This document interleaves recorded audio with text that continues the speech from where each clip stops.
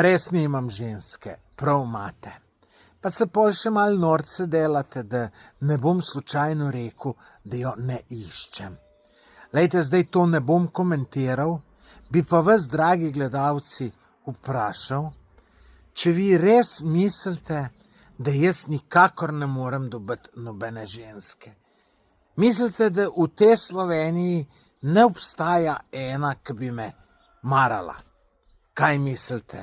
Sem tukaj nesposoben, tukaj grd, ali kaj tretjega? Dajte, prosim, napišite v komentar. No, pa da vam še malo ostale stvari komentiram, ki ste jih napisali. Lejte, omenjate neki karma.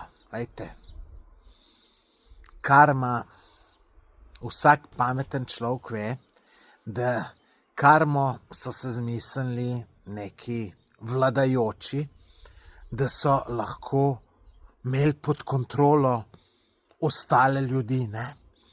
Pač najlepše, da človeka prestrašiš, če ne boš ti priden, če ne boš delal tako, kakor ti bom jaz rekel, boš pa kaznovan, ne? Tako da ta karma, to je samo ena manipulacija in res ne razumem ljudi, ki v to verjamejo. Zdaj, če ta karma slučajno obstaja, pol sem jaz v prejšnjem življenju bil fejst dober človek, ker imam v tem življenju res kar veliko sreče, ker nekako dobro mi gre. Pri svojih letih imam še oba dva starša živa. Glede na vse neumnosti, ki sem jih počel v mladosti, imam srečo, da sem živ, ker sem se velikokrat pijan vozil, pa se ne hvalim s tem, ne.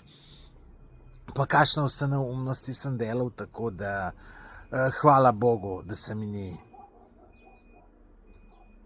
da sem živ, pa da nisem kakšen invalid ali pa kaj hudo poškodovan, ker smo imeli kar velike neumnosti, ne.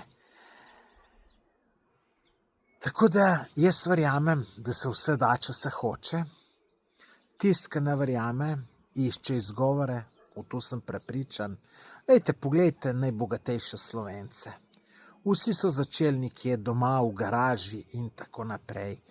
In če bi oni iskali izgovore, ne bi danes bili tam, ki so bili, ne. Sem pa prepričan, da vi tudi moje knjige niste prebrali. Če bi pa prebrali samo prva dva poglavja, bi pa drugače mislili, ne.